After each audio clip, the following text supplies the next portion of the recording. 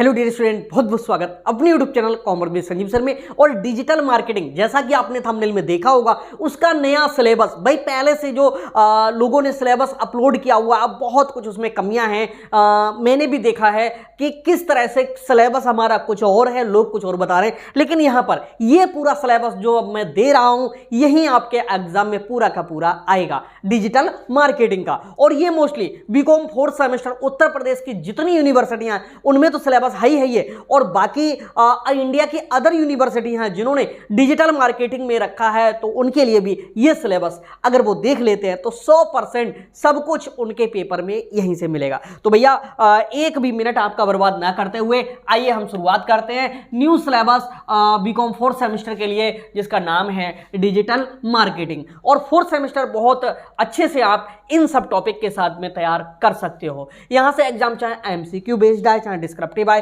आपके लिए कोई भी दिक्कत नहीं होगी, क्योंकि टू द सिलेबस जब हम लोग चलेंगे तो बिल्कुल जो क्वेश्चंस होंगे वो सब हमारे समझे हुए होंगे। देखो, सबसे पहले नंबर पे जो सिलेबस में रखा हुआ है base of digital marketing, okay, ये पहला टॉपिक रखा हुआ है। सेकंड नंबर पे जो आपका है इंट्रोडक्शन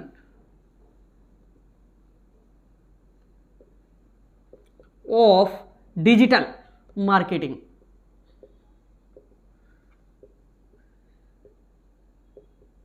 ये आपको तैयार करना है। तो भाई बेस ऑफ डिजिटल मार्केटिंग का आधार क्या है? तो पूरा डिजिटल मार्केटिंग मैं बता दूं कि इंटरनेट पर आधारित है, और इंटरनेट के माध्यम से जो इलेक्ट्रॉनिक डिवाइसेस हैं उन डिवाइसेस को कनेक्ट करके और तब इसकी पूरी प्रक्रिया अपनाई जाती है। इसके साथ साथ में इंट्रोडक्शन टू डिजिटल मार्केटिंग की बात करेंगे या इंट्रोडक्शन ऑफ डिजिटल मार्केटिंग की बात करेंगे, यानी डिजिटल मार्केटिंग है क्या, इसके बारे में यहाँ पर हमको पूरा सा विस्तार से समझना है। क्या इसका अर्थ है, क्यों आवश्यकता हुई, क्या महत्व है, ठीक है, विस्तार पूर्वक यहां से देखेंगे। और तीसरे नंबर पे हमारा रखा गया है number 3, introduction to website, okay, क्योंकि डिजिटल मार्केटिंग में जो भी होता है वो सब किसके माध्यम से होता है? वेबसाइट्स के माध्यम से होता है। तो वेबसाइट क्या होती है, कैसे जनरेट होती है, उसमें क्या क्या होता है। और यहां से एक क्वेश्चन जरूर पूछा जाएगा, www का पूरा नाम वर्ल्ड वाइड वेब होता है, ये बहुत ज्यादा पूछा जाता है।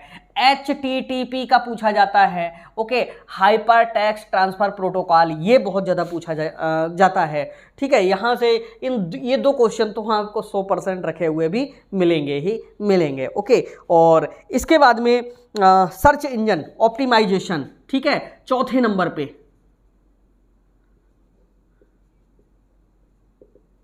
ऑप्टिमाइजेशन,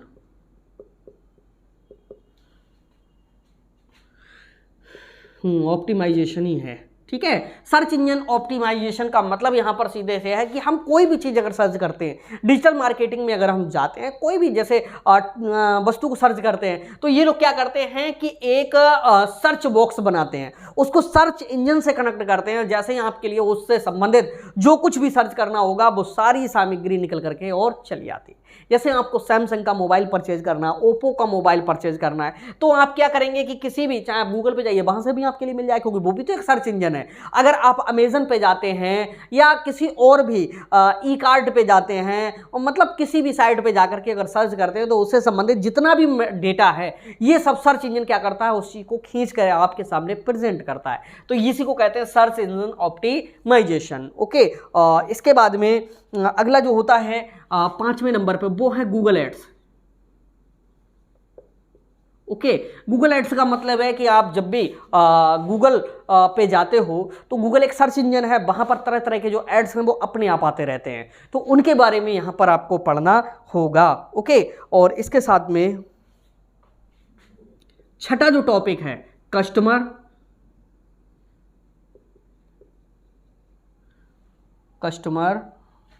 रिलेशनशिप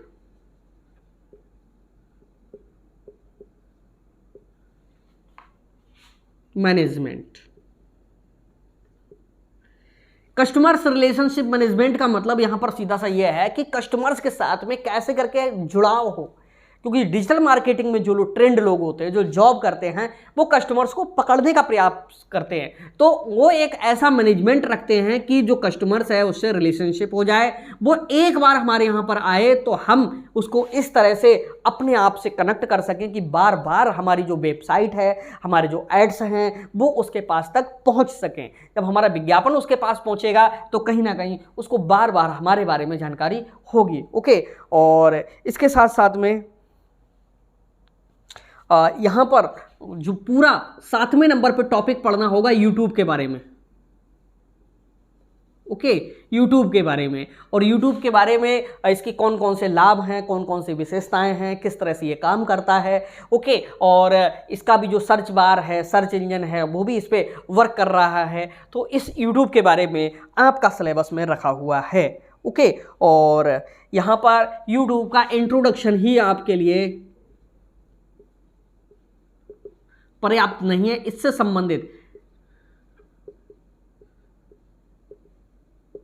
इंट्रोडक्शन के साथ में इसके फंक्शंस को भी आपके लिए पढ़ना है।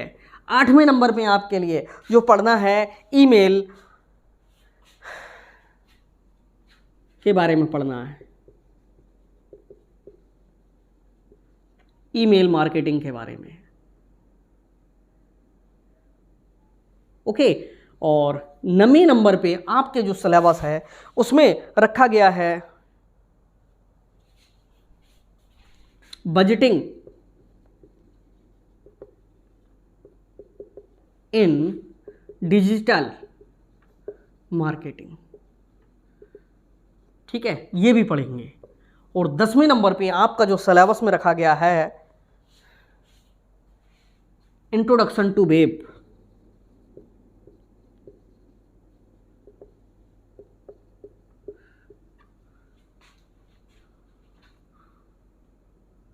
एनालिटिक्स, ANALY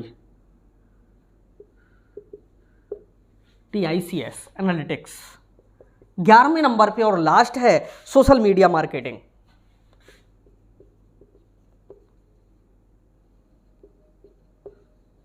अब आप लोग ये ना सोचना कि इसे हिंदी में नहीं बताया, इसमें कोई चीज़ ऐसी नहीं है जो आपके समझ में ना आ रही, क्योंकि आपके सिलेबस को मैंने बहुत कुछ अच्छे से प्रेजेंट करने के लिए सरल शब्दों का चुनाव किया है। इनके अलावा जो लोग बीकॉम 4th सेमेस्टर को कर रहे हैं उनको एक भी अक्षर पढ़ने की ज़रूरत नहीं है, बस इतना ही आपके लिए पढ़ना है। इसी में से आपको अगर MCQ बेस्ड एग्जाम होंगे तो वो भी आएंगे, और अगर डिस्क्रिप्टिव होंगे तो वो भी आएंगे, यहीं से सब कुछ आना है। तो भैया फिर से देख लेते हैं एक बार syllabus. Base of digital marketing है, दूसरे नंबर इंट्रोडक्शन टू डिजिटल मार्केटिंग है, इंट्रोडक्शन टू वेबसाइट्स हैं, सर्च इंजन ऑप्टिमाइजेशन है, गूगल एड्स हैं, कस्टमर रिलेशनशिप मैनेजमेंट है, यूट्यूब इंट्रोडक्शन एंड फंक्शंस हैं, ईमेल मार्केटिंग है, बजटिंग इन डिजिटल मार्केटिंग है, इंट्रोडक्शन टू वेब एनालिटिक्स है, सोशल मीडिया मार्केटिंग है। ये दो आपको अगर टफ लग रहे हो तो परेशान होने की जरूरत नहीं।